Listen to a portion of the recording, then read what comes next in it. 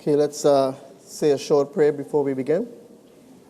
Father, we would like to thank you for these days that we have spent with each other and for the information that has been shared. We ask that you would continue to give us what we need to live healthier lives, to live holier lives, to live lives with more enriched relationships. We ask that you would be with us and open our minds to new information as we pray this prayer in the name of your Son, Jesus. Amen. Okay, we have spent the last 3 days hearing about something that has been completely new to many of you. And so I've gotten a lot of questions. I've been approached by a lot of you, and I appreciate those questions. It's always difficult when there's a new theory that has not been proposed before and you have to digest it. So even after you've left this conference, you will need to take some time and see how this theory is playing out in your life and in the lives of your family and friends. I started off explaining that the theory was a relational theory because this is the focus of my presentations at this conference. But what you will notice as you go away tomorrow, perhaps tonight, you will notice that this theory, personality theory, also plays out in the lives of your children. In other words, you will notice that the relationship that you have between yourself and your children is also governed by XY theory. If you have an X-type personality, and I will recap a little so that we can have some of you who were not here yesterday or the day before caught up a bit.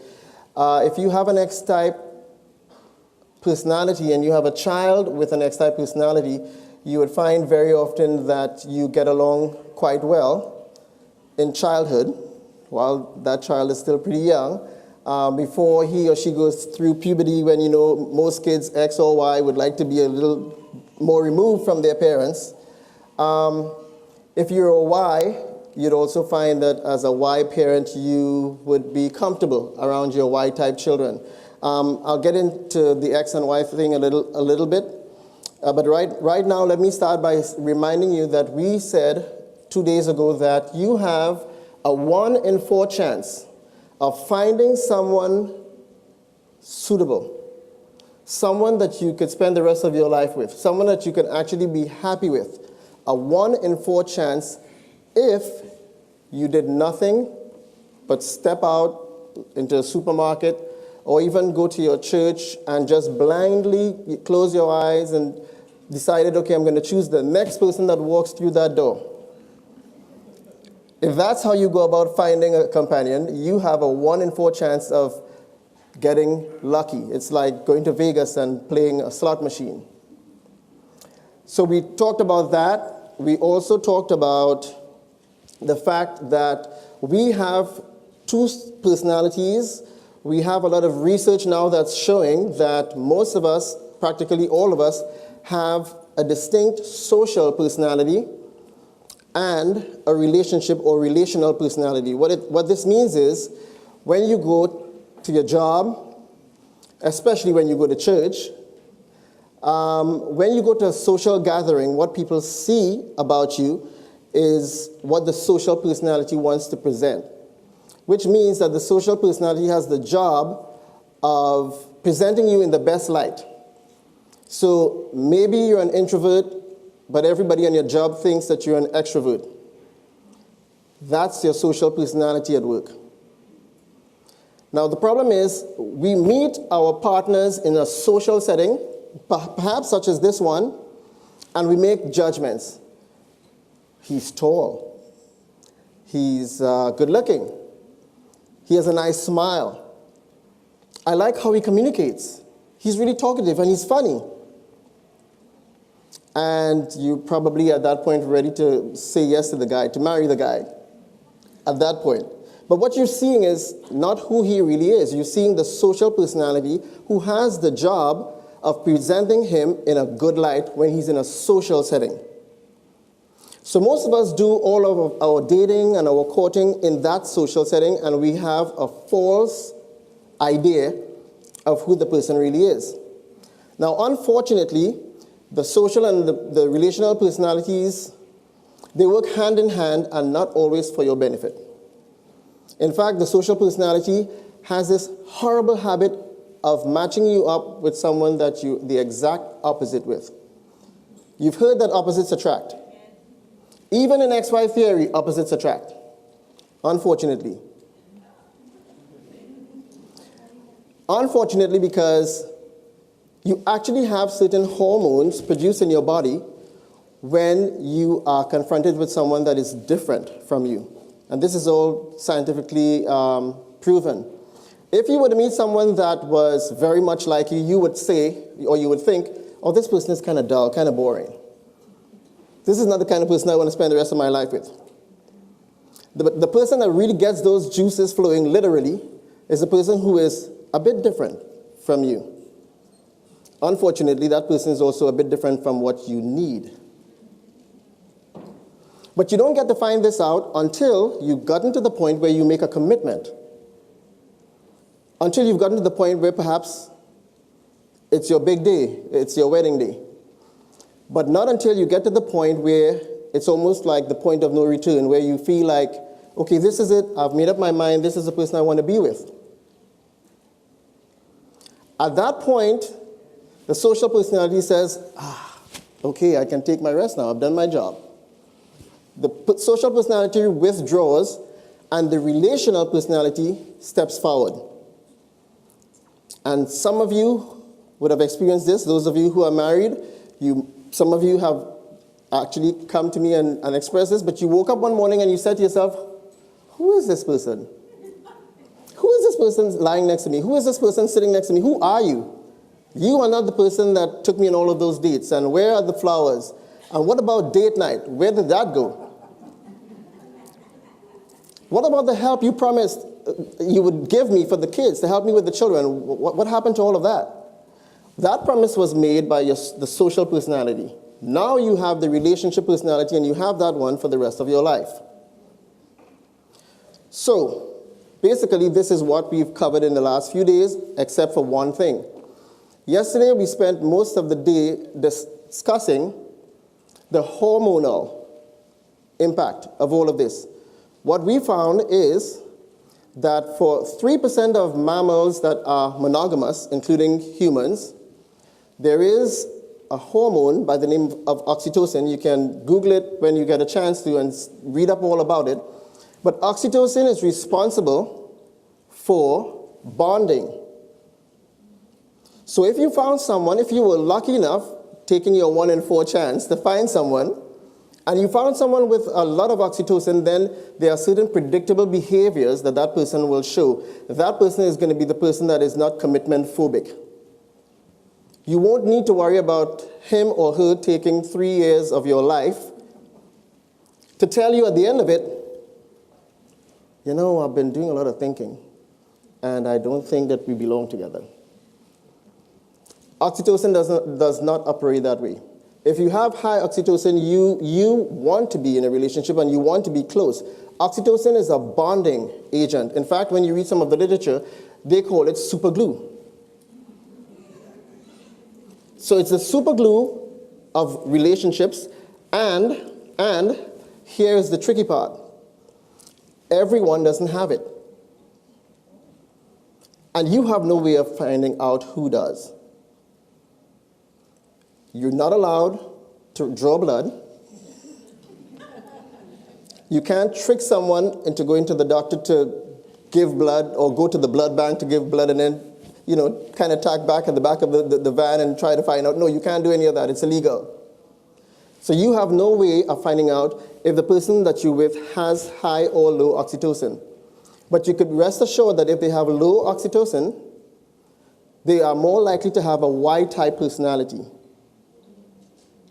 If they have high oxytocin, they would have an X-type personality.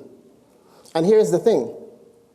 So perhaps this guy really wants to be with you, and you guys bond, you become intimate, and your super glue is sprayed all over the place. Now you're stuck and you bonded to this individual who after 6 months decides, I'm not really feeling this. I would like to move on. And he or she can move on because he was not stuck to you with the glue that you used to be stuck to him. So hormones play a very, very important part in all of this. So some of you got a little disconsoled and a little worried because you're thinking, well, what am I going to do now? The government doesn't allow me to do that little blood test. What can I do? And we explained that luckily for us, the test that I took 5 years to create, and 5 years because, well, to come up with something like this, it takes a while. There were a lot of hurdles and pitfalls along the way. But the test can actually tell you the same information you would get from the blood test. All you need to know is that if you have an X-type personality, you need to be with someone with an X-type personality. If you have a Y-type, you need to be with someone with a Y-type, or as close to it as possible. If you're already married, well, as we go through this hour-long presentation, I have a few techniques and a few things that you can do to alleviate any problems that you might be having. But today, we're talking about silent sufferers. Well, that's good. That laughter might mean that we have no silent sufferers here at all. Silent sufferers, what I've found is that in our organization, in our churches, in our groups, we tend to have more silent sufferers than other groups. For some reason, it's not okay for a lot of us to let people know that we're not okay. So we suffer silently. Let's just go through this quickly again so that as I go through, you're clear about what these are. Remember, X means that you're high. High in oxytocin, high in your need for whatever follows after it. So if it's communication and you're an X communicator, it means that you not only love to communicate a lot, but you have a high need for that to be returned to you. Emotional X simply means that emotionally you have a high need for intimacy, and you also have a high need to share, to give that emotional support back. If you are an XY, it means that you have a high need for communication and a low need for anything emotional. YY, low need for communication, low need for emotions. And one church that I had spoken at, I had them take the test, and the guy's score was actually 0-0. Which was amazing. That was the first time that had happened. He actually had nothing he wanted to share in terms of communication with his partner, and he wanted none of the intimacy that she had to give. And they were married.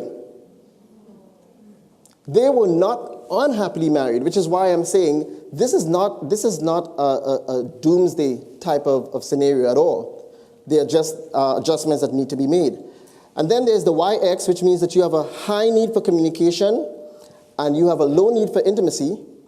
And the problem with this is, it's not just a matter of choice. It's not just a matter of, well, this is who I am. What the science really shows is that if you have a high need for one of these and you don't get it, there's a drop in your oxytocin levels. And it affects how you feel about your partner. So if you did this over a long period of time, then you can see why after 4, 5, 7, 9 years, partners would say, you know what, I feel like I've outgrown the person that I'm with and I want to move on. But the culprit, the real problem is the oxytocin levels. And my favorite author, let me read what she says about it. Some of you would recognize this quote. No one can so effectually ruin a woman's happiness and usefulness and make life a heart-sickening burden as her own husband. Not my quote. I did not make this up. And no one can do 1/100th part as much to chill the hopes and aspirations of a man, to paralyze his energies and ruin his influence and prospects as his own wife.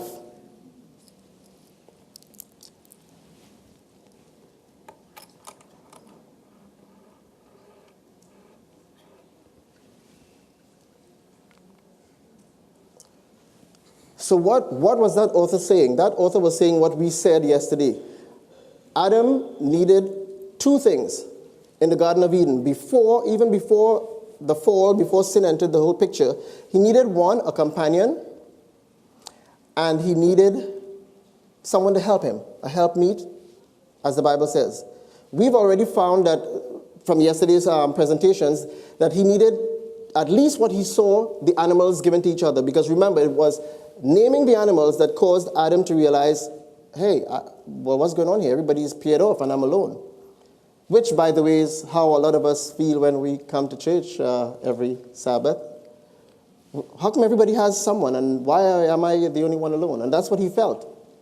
So when he looked around, he saw the animals communicating with each other. He saw the animals picking stuff off of each other's fur or feathers. So he saw them being intimate, and then he saw them also, talking to each other in their, animal language. So he knew that he needed at least that much. Someone he could communicate with, someone that could communicate at his level, not with the animals, someone he could plan a life with, talk about how to raise the kids, talk about where they should live, someone that could actually say, I love you, and not just a pat on the back. So he needed all of that. But then God said, you also need a suitable mate, which I explained was very, very important.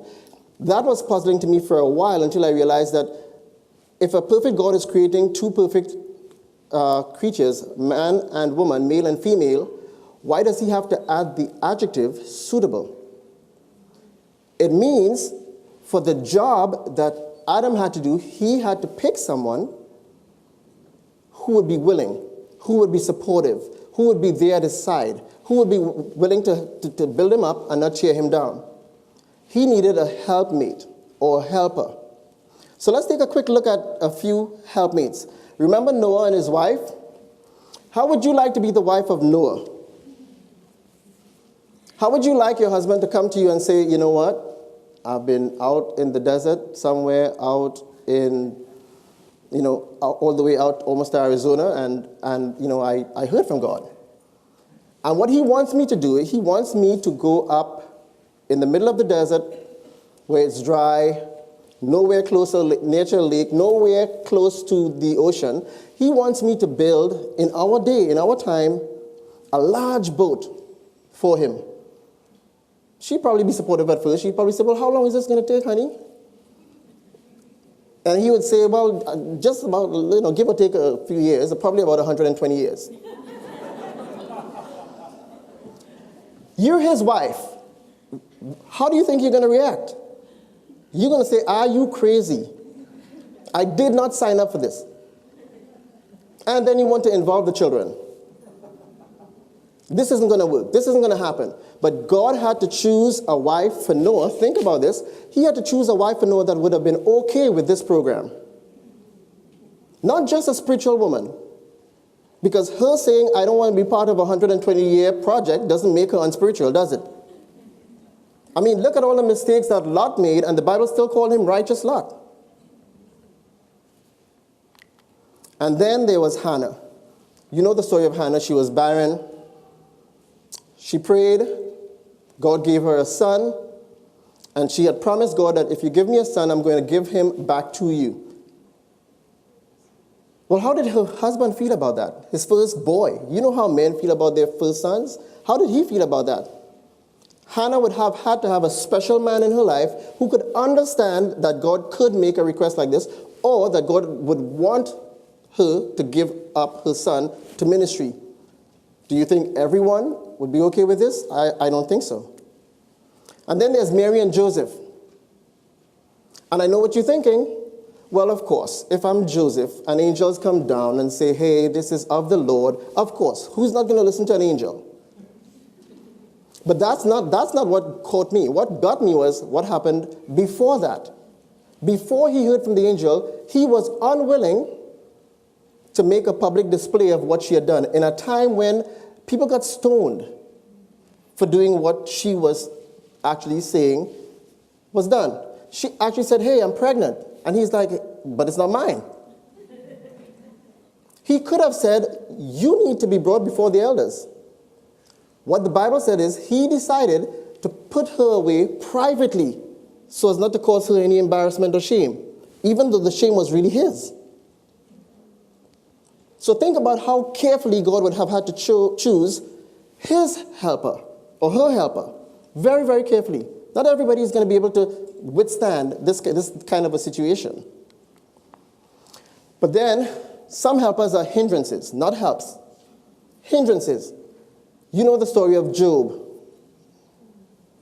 You know what his wife said when she could no longer stand to see him on the rubbish heap, scraping his boils. She said, "Why don't you curse God and die?"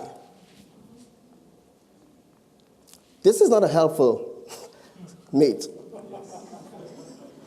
I'm struggling to keep my faith together, and you say, it's more important to me to not see you messed up like that than to have you live with your faith intact. Why don't you just curse God? She must have known that cursing God would mean losing his salvation. She must have known that. I personally am surprised that she continued to be the mother of his second set of kids. I'm just saying, I was a little surprised. Job is a forgiving man. Lot and his wife. It is said that the reason why Lot went into Sodom was mainly because of his wife's influence. And how did that turn out? Angels had to drag him out, drag her out. She still couldn't make it because her heart was back there, and God judges the heart. And he actually had 2 girls with him, but he left daughters back in there who could not leave Sodom because they were married to unconverted men. A help or a hindrance? Achan and his wife, I'm not going to dwell, but we know what happened with Achan and his wife. He stole some items on one of their raids and lied about it. He lost his life and his entire family along with that. Now, this is for couples only. I have a question to ask, and I'm going to be here all night. My booth is right outside to the left. And anyone who has an answer to this question that you feel, okay, this is going to help Dr. Jacob, this is really going to clarify it for him. He asked if we could stop by and give us the answer to this. I encourage you to please come and tell me what you think was going on. Has it ever occurred to you that there was not one single person saved in Noah's Ark? When that occurred to me as I was preparing this presentation, it sent some chills up and down. No one that was saved out of 2 million people, not one single person made it to Noah's Ark. Why is that? I'm not going to answer it because I think one of you have the answer, and you're gonna come after and you're going to let me know what you think. But I have a question. Are we doomed to repeat history? If you look around in our churches, you would realize that the silent sufferers in our churches are the singles. You may not have noticed. I don't think they complain to you every Sabbath that they come to church. I don't think that they come up to you and say, hey, I'm really suffering. I really need someone. Can you pray with me? I need to find someone. I feel incomplete. And then, of course, if you've looked around, you've noticed that where are the men? Have you ever noticed that? I mean, look in your church and count the imbalance between available men and available women. It's astounding. I think we've gotten used to it. Like, they say you can put a frog in water, and if you turn the temperature up very gradually, you could actually boil that frog while he's still grinning. So we don't even think about it anymore. But what about our single females in the church? What do they do? I mean, what is the plan? Do we have a plan? Or are we doomed then to repeat the mistake of Noah? Because a lot of people would prefer, and shouldn't, but might, prefer to go out there and find someone else to bring into the church rather than sit there alone for the rest of their lives. So do we have a plan? Because apparently Noah had a plan. I do not believe that Noah made it into the ark with his 3 children intact with their wives by accident. I don't think that was an accident. I think it was very intentional. I think Noah continued to play a role in their lives. Continued to help them decide on how to find someone that's suitable for them. And yes, think about it. All of those wives were in that ark helping build that very boat. Special women, each and every single one of them. So, women and single socials. Have you ever been to a social staged by one of our churches? Have you ever been to a social? Because I have. Have you ever been? The last one that I went to, or I should say the first one that I went to was the last one that I went to. I was the youngest person there. Everybody else was 50 and up. And that was a single social. What kind of a solution is that? That's not a solution. So what caused me to decide to start this research in the first place? I'll tell you exactly what happened. I went to my dentist, and he found out that I was doing the research, but I hadn't decided to write the book yet.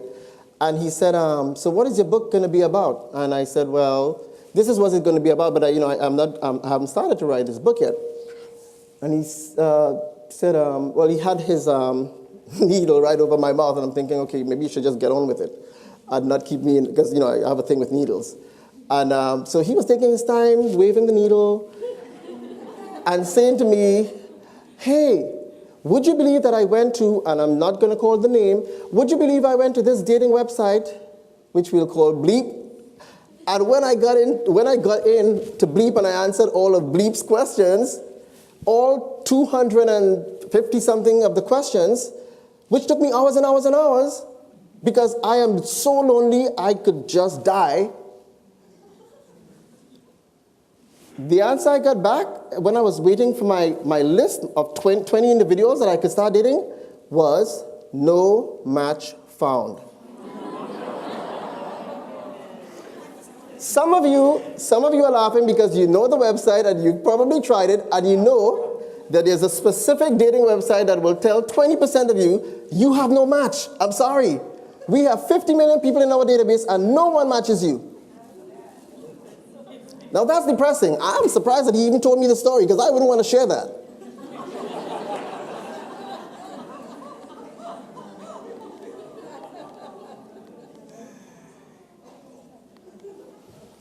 But we looked at the divorce rate in one of our presentations, and I'm going to run through it because we've done this already. And usually I would ask you to tell me, to rank and tell me, hey, who do you think has the lowest divorce rate? But I have just gone ahead and done it for you.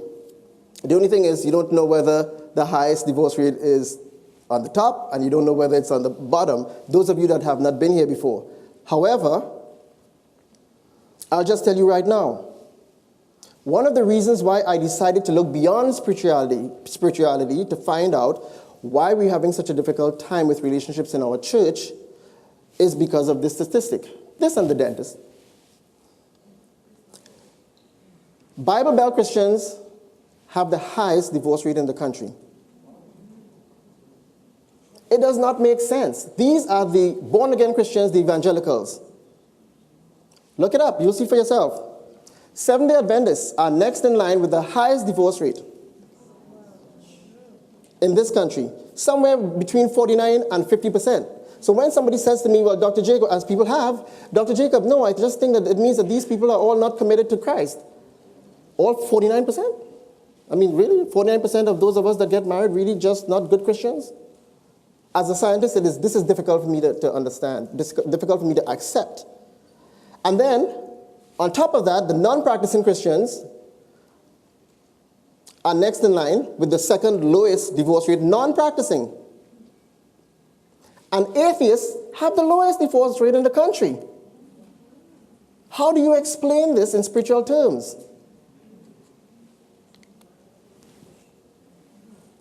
So I'm going to tell you a little story that I'm going to try to shorten, because since it's my personal story, of course, you know I could go to length with details.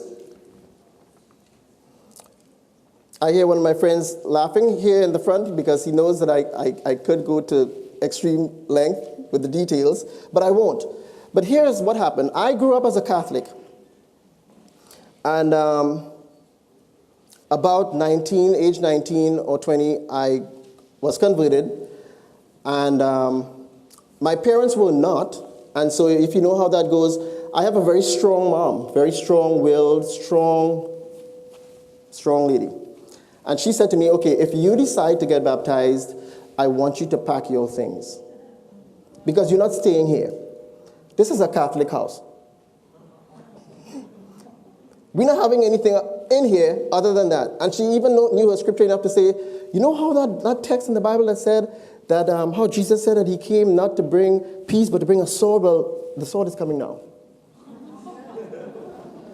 Misquoted it a little bit, but I got her drift.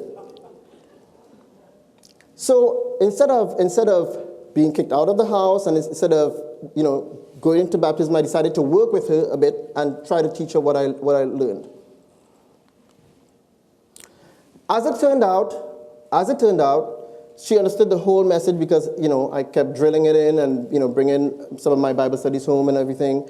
And she got an invitation to a church in our area. And I'm from Trinidad, so it's a very different situation. I mean, we still have a situation where it's safe to go from house to house giving tracts. We still do that. It's okay to do that. And so they came to the house and they said, hey, could you come to the church? We're having something next Saturday, and could you come with your sons? So she came. But in the interim, someone invited myself and my brother to another church. So we went there, and she was left by herself. She sneaked in, and she sat in the back row because she didn't want anyone to see her. And when we came home, she had this look on her face, and I was like, well, I've never seen this before. What does this mean? We getting a spanking, or what happened? And then she said, you wouldn't believe what happened, but I sat in the back of that church, and this audible voice came to me and said, you and your 2 sons be baptized next Sabbath.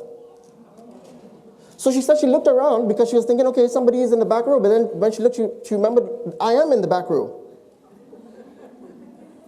So she's like, I'm hearing things. So she turned back to the front, and she heard it again. You and your 2 sons be baptized the next Sabbath. Well, when she heard that, she was really scared. And so when we got home, she said, you know what? I'm giving up. I'm not fighting God. I've already spoken to the pastor, and we are going to be baptized next Sabbath. He took just the 3 of us. We went to a river, and we were baptized, and that was how it all began. My father wasn't in on the program. He's like, well, I didn't hear any voice. So I'm not going to be part of this. I am Episcopalian, and that's how I'm going to remain. So he actually left. I mean, they separated. He got his things, he got out, and he went as far as you could go on an island that is only 55 miles wide.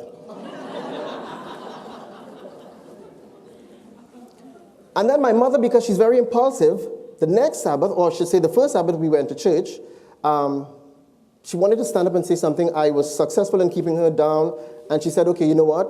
I'm going to still say it one of these times. So that Wednesday night, I wasn't paying attention, so she jumped up. She said, I want to give a testimony. And they said, okay, Sister Jacob, give your testimony.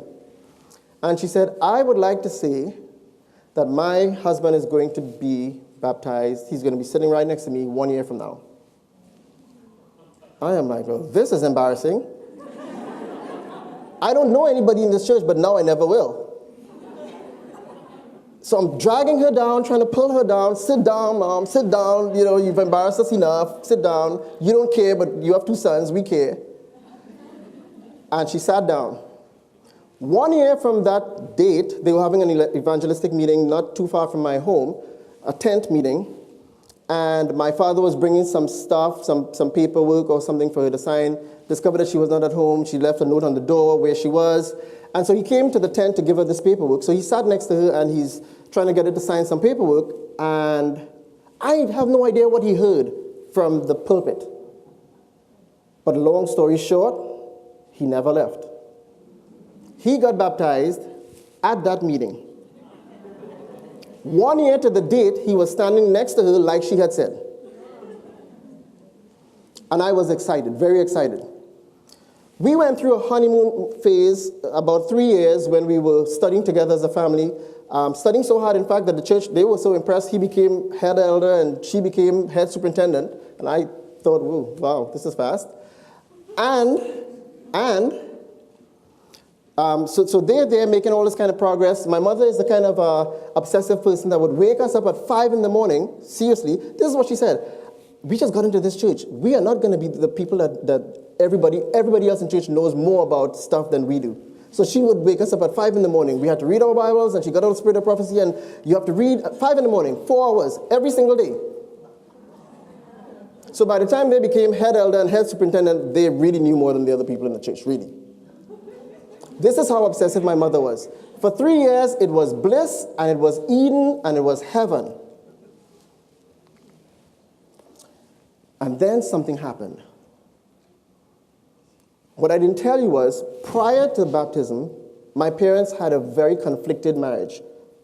I would say pretty horrible. Prior to baptism, they had separated 8 times.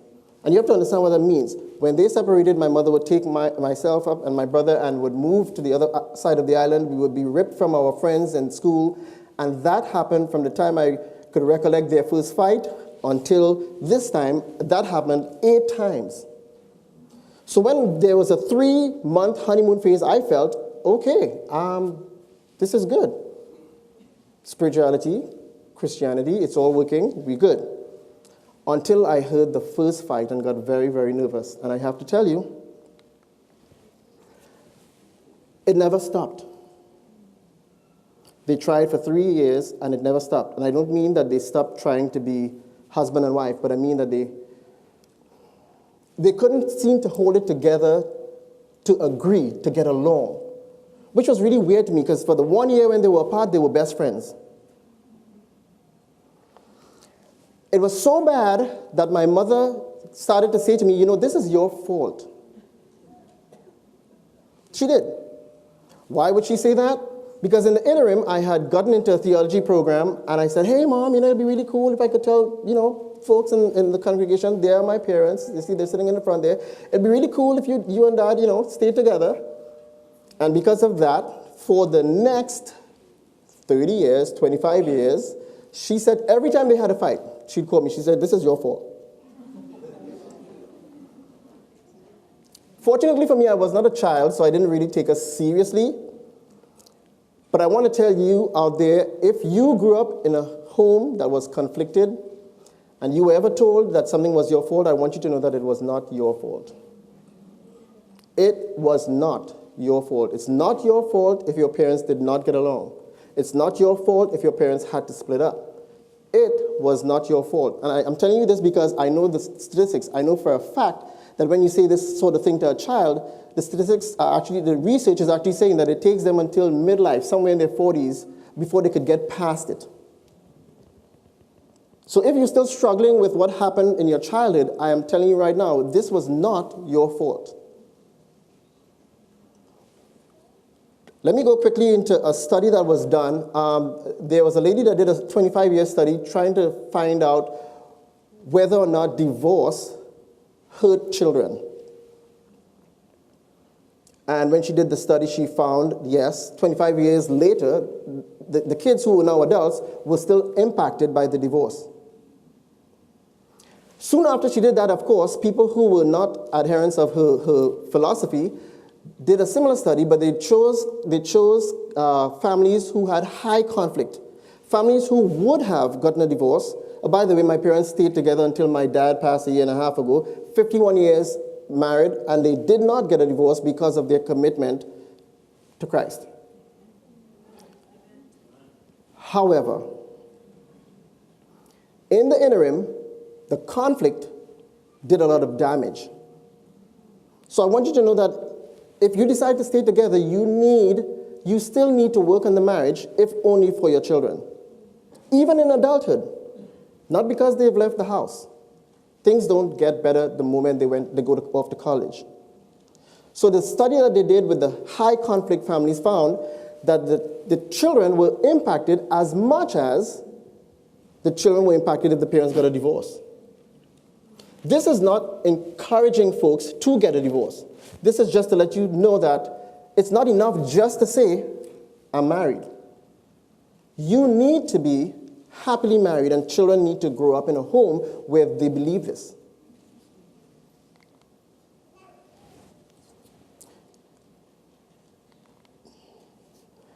Some of the effects: difficulty finding a partner, difficulty making a commitment, difficulty to be honest with your partner even after you're married. You have a difficult time to tell your partner, you know what, I'm not as happy as you think I am. So let me ask you, are you truly happy? Right now we have a situation where we have some folks that are single partners, we call them. What it means is, you have a partner, but you guys still live like you're in a single situation, where your partner, your spouse, is more like a roommate than a spouse. There was a 6-year loneliness study that was done at UCLA, and what they found was people who were lonely, people who were single, obviously died before people who had a partner. But they had several different groups. And the more they took a look at the data, what they found was people who were married but lonely in their marriage died even earlier.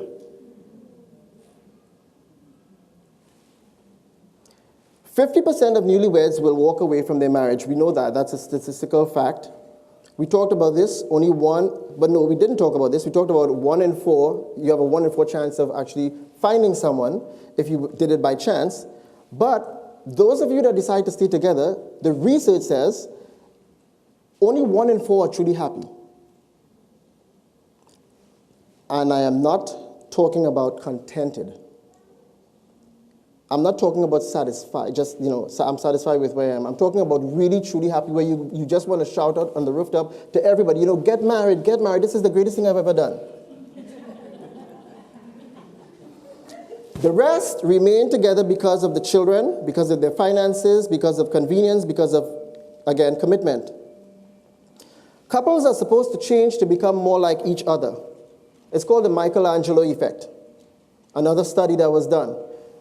The couples that get together, when you find the right partner, both of you actually go through a process where you change slowly to become like each other. And they know this for a fact because when they separated the couples, 1 year later, if they gave them a questionnaire and they asked them several questions, and I'm not talking about what color is your toothbrush.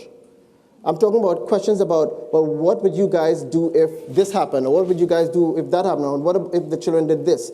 They found that the couples were 100% more like 1 year later than they were before they got married. Now, this is the way it's supposed to happen. But here's the problem. If you find yourself in an XY relationship, this does not happen. You do not have the Michelangelo effect. Why? Because one person, and one person only, makes the changes, while the other person remains stationary. One person makes the adjustment, while the other person remains inflexible. We talked about this yesterday.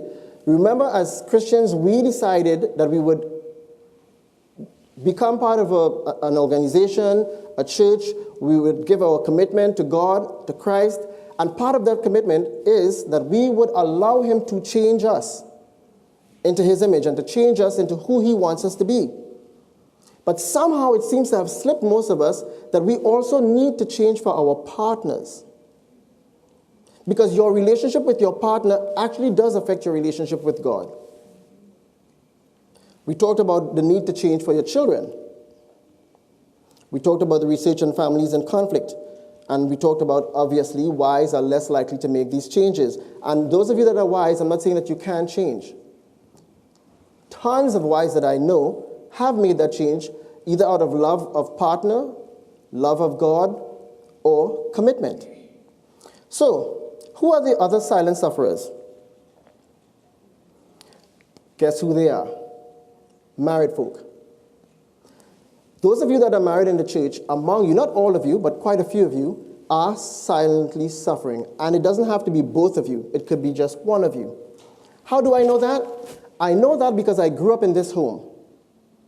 I know that because my parents, every church that they belonged to, the congregation sang their praises. Why? Because they presented a picture to the church of a perfect Christian couple. And they decided that they would forbid themselves to tell anyone about what was happening at home, but their children knew. My mother was suffering horribly. And sometimes I think my father, because he was the why in the relationship, was suffering even more because he wouldn't talk to anyone. My father also resisted doing that test that most of you have done by now, the XY test. A lot of Y types don't really believe in that kind of testing, so he resisted. But on his dying bed, I said, Dad, could you do me one favor before you go? One favor. Could you just take this test? I just want to prove something. Take this test, please. And he agreed to take the test. And when he took the test, he was an extremely low Y across the board. My mother, extremely high X across the board. And I said, Dad, I've been trying to get you to do this for years. What has been going on here in your marriage is not your fault. I know Mom said it was. But it was not your fault. You guys are not a good match. You probably should never have been together. And my father, who I don't think I've ever seen cry, started to cry. He said, you mean this wasn't my fault? None of this? I said, none of this. This was not your fault. You can't tell anyone that you're having problems because you have an idolized marriage. The people around you in church, they look at you and they actually are holding their own marriages together because they think that you are making a success of your own. So you dare not say anything to them. You're afraid of being judged because in our circles, someone is likely to say, you know, you guys are having problems because you're not spiritual enough. If you were spiritual enough, Christ would have taken care of it. You would be perfect. Someone might say, you're not praying enough. And I know you didn't come to the last 2 times that we fasted. If you had, things might have been better. Status and pride. Some of you, not for religious reasons, but you move in circles where you have to maintain a certain image. Maybe you belong to a country club. And, you know, your friends, they don't do divorce. So they don't even do conflict. So you have to constantly present this image. Some of you, because you weren't planning on jumping ship, you weren't planning on getting a divorce, you decided, well, why rock the boat if I'm not going to jump ship? I'm just going to put up with it. Why should I tell anyone if I'm not going to do anything? Some of you have learned to be content. Some of you have lost hope. I actually met a young lady who said, I don't want to go to heaven. I mean, she's a Christian. And this is the first time and only time I've ever had anybody come up to me and say, I do not want to go to heaven. And I was like, what? Why are you here every weekend? And she said, I don't want to go to heaven because any heaven that will accept this man is not a place I want to be. Some of you are biding your time until the kids leave. I have at least 2 friends that told me that I have a plan. Don't worry about me, John. Just wait. Don't worry about me. He's going to find out. And then there's the trust issue. If you're in an XY relationship, it's a private affair. X's and Y's have this kind of pact where the Y types usually don't want anyone to know their business and don't want anybody to know what's going on. But I want you to know that there is hope. I do have a New York couple that actually purchased the book about 2 months ago, and the Y wife, the Y type wife, called me and said, thank you so much. I read the entire book twice, and guess what? My husband was trying to start a business, and I realized that part of the reason why I wasn't as supportive as I could be is because of my personality. And it was so helpful for me to know that I wasn't being intentionally mean. I just have a personality that I need to tweak and work on. So now she's with him in his office, helping him in every way, and they're as happy as could be. You are not stuck with the person that you're with in the way that he or she is. there is change. There's possibility for change. Love and change. Remember what we talked about, the whole irony of your commitment to Christ. You belong to an organization that says that you promise that you can and will change. So why won't we try to change for each other? Why won't we try to meet each other halfway? What should you do? You need to date your wife again. There were certain hormones that were produced when you were dating, and when you stopped, they went away, but you need to go back. Adjust your expectations. Tell your partner how you feel about the relationship, and determine to not be silent for one more day. Thank you.